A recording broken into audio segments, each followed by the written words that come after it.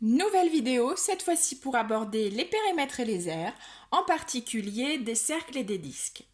Avant de démarrer, nous allons donc déjà revoir la différence entre cercle et disque. Ce que vous voyez ici, c'est un disque. Il y a toute la partie bleue, ici, donc l'extérieur, l'intérieur. C'est donc un disque. Si par contre, je trace son contour, je ne vais avoir qu'un cercle. Donc le cercle, c'est le contour. Le disque, c'est la totalité, le contour et l'intérieur. Pour réaliser cette activité d'introduction, vous allez avoir besoin de feuilles, blanches dans l'idéal, mais après c'est pas très grave, on fait avec ce qu'on a, d'un compas et d'une bonne paire de ciseaux. Vous allez commencer par tracer un cercle d'un rayon plus facilement avec un nombre entier, puisqu'après on va devoir faire des calculs, donc vous allez être sûrement plus à l'aise. Dans l'idéal, 3-4 cm de rayon, c'est plutôt bien. Donc après, vous pouvez aussi prendre 3,5, 4,5, c'est des choses qui vont aller aussi pour les calculs juste après. Pour éviter que la vidéo dure trop longtemps, j'ai déjà fait moi mon petit cercle de rayon 3 cm et je l'ai découpé. Petite astuce, ces ciseaux-là qui sont des ciseaux qu'on retrouve parfois en couture ou aussi des ciseaux à ongles qui ont donc le bec un petit peu incurvé, c'est parfait pour couper des cercles ou des disques, puisqu'en fait ça va bien suivre le contour et on va éviter d'avoir des choses hachurées. Il faut vraiment que vous coupiez de façon la plus nette et la plus propre possible. Je vais vous montrer après, si vous voulez utiliser des supports, c'est aussi possible. Donc sur ce cercle, j'ai donc placé un repère ici. Donc j'ai utilisé la valeur du rayon pour faire le petit repère. Sur ma feuille, donc je la prends sur le format paysage, je vais donc tracer une demi-droite graduée, pas graduée. Hop, donc une demi-droite, ça a une origine. Voilà. Et je prends toute la longueur pour être tranquille. Je vais donc aligner le repère que j'ai positionné sur mon cercle avec l'origine de ma demi-droite. Je les place ici. Et bien à la verticale, donc moi je vous le mets à l'horizontale pour que vous voyez, et je vais donc tourner. Hop, je vais faire rouler mon disque jusqu'à ce que le repère, que j'ai mis en rouge, vienne à nouveau toucher la demi-droite.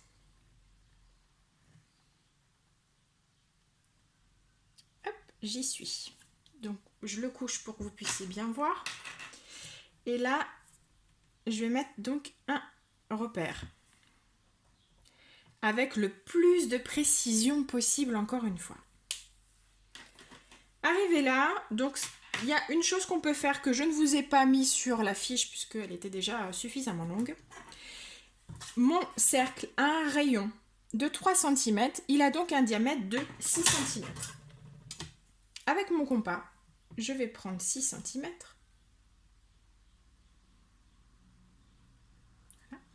Et je vais regarder combien de fois est-ce que je peux reporter mon diamètre. Je peux le reporter une fois. Je peux le reporter une deuxième fois.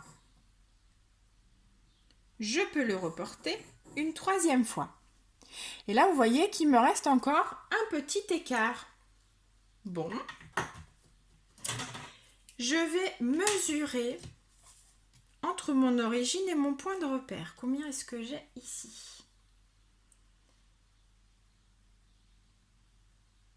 Alors, j'ai 18,9.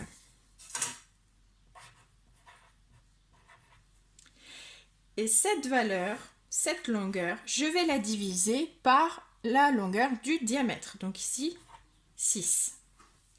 Alors, on est parti. Donc ici, il y va 3 fois. 3 fois 6, 18. Il me reste 0. Je descends mon dixième, mais en descendant le dixième, je n'oublie pas de positionner ma virgule à mon quotient. Combien de fois est-ce que je peux mettre 6 dans 9? Il y va une fois. Il me reste 3. Je peux descendre à 0. Combien de fois est-ce que je peux mettre le 6 dans 30? Il y va 5 fois. 5 fois 6, 30. Il me reste 0. Ça signifie que mon diamètre, j'ai pu le reporter 3 3,15 fois. Donc c'est les 3 fois ici qu'on voit. Et ici le 0,15 fois. Ok. On va faire la même chose avec un cercle qui a un diamètre différent. Donc je recommence. Je prends une demi-droite graduée. Je pense à mettre son origine. Je la fais bien la plus longue possible. Donc celui-ci c'était 3 cm. Je vais en prendre un plus grand.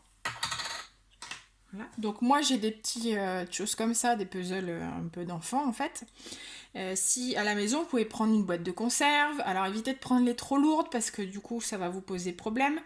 Un verre, et puis vous pouvez tout simplement aussi retracer sur un papier cartonné. Donc sur l'envers je vais venir mettre un repère. Je ne sais pas si à la vidéo on le voit bien. Et ici j'ai mis un petit repère. Je vais donc aligner mon repère. Et là vous allez voir c'est plus facile puisqu'en fait j'ai beaucoup plus de prise. Puisqu'il est très grand.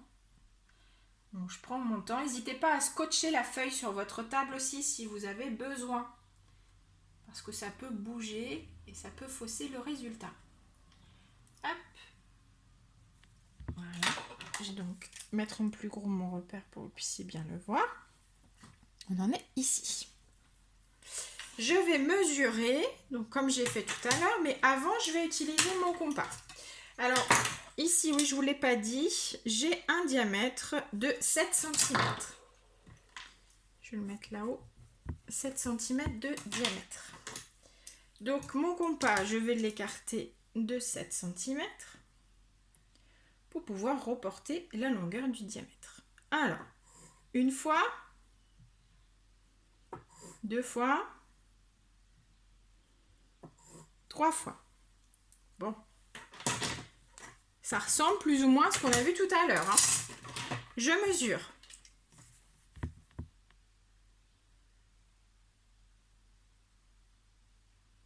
« 21,9 » que je vais diviser par le diamètre, on a dit 7 cm. Alors on est parti, je peux le mettre 3 fois, il me reste 0, je descends le dixième, 7 je peux le mettre une fois dans 9, il me reste 2, je descends à 0, je peux le mettre 2 fois, il me reste 6, 6 je peux mettre un 0, combien de fois est-ce que je peux mettre 7 dans 6? 8 fois. Il me reste 4 et bon, je pourrais continuer. Ça signifie que là, mon diamètre, j'ai pu le reporter 3 fois et 0, à l'arrondi, ça fait 0,13 fois. Ok. On va le faire encore une fois. Je vais prendre un disque encore plus grand. Celui-ci, il a un diamètre de 8 cm.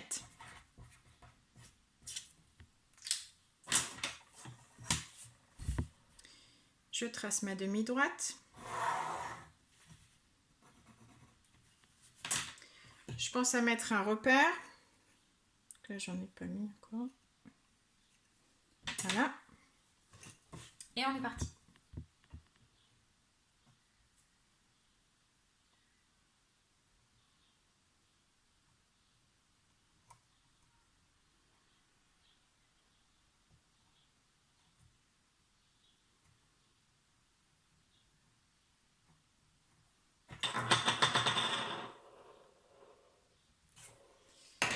Hop.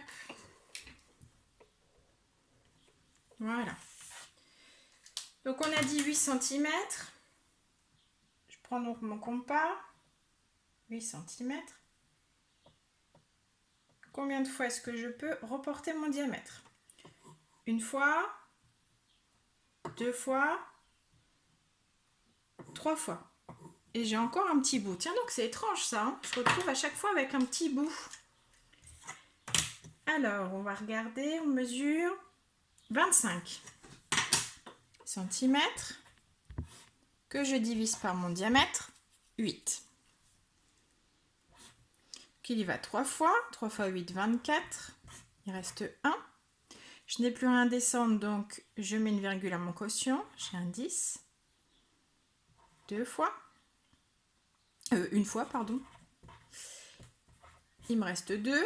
Je descends mon 0. Le 8, cette fois-ci, il y va 2 fois. Il me reste 4. Je descends encore un 0. Là, il y va 5 fois. Et il me reste 0. Bon, donc je suis encore une fois à 3,13. Ça veut dire que je peux le reporter 3 fois et 0,13. Donc si je regarde mes résultats, donc vous avez sensiblement la même chose que moi, je pense. Donc j'ai 3,15, 3,13, 3,13. Ce qui signifie qu'à chaque fois, la circonférence de mon cercle, puisqu'en fait c'est ça que j'ai fait quand j'ai fait le tour, ça veut dire que j'ai reporté toute la longueur qui était autour de mes 3 disques. D'accord ? Le tour ici, pour les 3. À chaque fois, ça me donne une valeur autour de 3,13, 14, 15. Et bien cette valeur, c'est la valeur du nombre pi. Vous avez dû déjà entendre parler de pi. Et bien d'où venait ce nombre ? Et bien il vient d'ici. Ça veut dire que quand je fais le tour, par rapport au diamètre, je peux le reporter 3 fois plus un petit 0,14. Puisqu'en fait, la valeur de pi en arrondi, c'est 3,14. Attention, c'est pas 3,14, c'est bien un arrondi. Puisque, on a dû déjà vous le dire, pi est un nombre infini. Il ne s'arrête jamais. Et plus fascinant encore, il a une infinité de chiffres qui ne se répètent pas. Au jour d'aujourd'hui, nous n'avons pas trouvé, enfin les chercheurs du moins, n'ont toujours pas trouvé de suite logique. Donc il y a plein de recherches qui sont faites, ils vont toujours le plus loin possible, d'année en année, mais ils n'ont toujours pas trouvé de suite logique. Donc c'est un nombre qui est un petit peu particulier. Sur cette image, nous pouvons voir deux choses. Tout d'abord, au premier plan, nous voyons la lettre pi de l'alphabet grec. Ainsi, le nombre pi est représenté par la lettre de l'alphabet grec qui porte le même nom. Pourquoi avoir appelé ce nombre pi ? Souviens-toi que dans cette activité, nous avons reporté la circonférence du cercle, donc son périmètre. Eh bien, un périmètre en grec a pour initiale la lettre pi. C'est pour cette raison que ce nombre fascinant a été appelé pi. Dans le second plan, nous pouvons voir une partie, puisque souviens-toi que le nombre pi est infini, une partie du nombre pi. C'est donc 3,14, 159, 265, 358, etc., etc., etc. Un autre point que je voulais aborder avec toi est un point historique. Le nombre pi est aussi appelé la constante d'Archimède. Archimède était un grand savant grec dans l'Antiquité. Il est né en 287 avant Jésus-Christ et mort en 212 avant Jésus-Christ. Archimède est également le fils de l'astronome Phidéas. C'est probablement pour cela qu'il s'est si fortement intéressé au nombre pi. En effet, Archimède fut le premier à donner une approximation très précise de ce nombre en obtenant la valeur approximative de 3,1485. Donc tu peux voir que c'est vraiment très près, surtout à l'époque, sachant qu'il n'y avait aucun moyen de calcul que l'on peut avoir aujourd'hui. D'ailleurs, comment a-t-il fait Archimède ? Eh bien, il a construit des polygones réguliers ayant un nombre de côtés de plus en plus grand de part et d'autre du cercle pour venir le border. En calculant le périmètre de ces polygones réguliers, il est parvenu à une approximation très précise de pi. Et maintenant, où en est-on ? Eh bien, en 2019, une employée de Google a réussi à calculer plus de 31 000 milliards de décimales du nombre pi. C'est elle qui, au jour d'aujourd'hui, détient le record. Tu l'as vu, le nombre pi est très utile pour les calculs en mathématiques. Il était aussi, et il est toujours, très utile pour l'astronomie. C'est probablement une des raisons pour laquelle Archimède s'est tant intéressé à lui. Souviens-toi que le père d'Archimède était un astronome.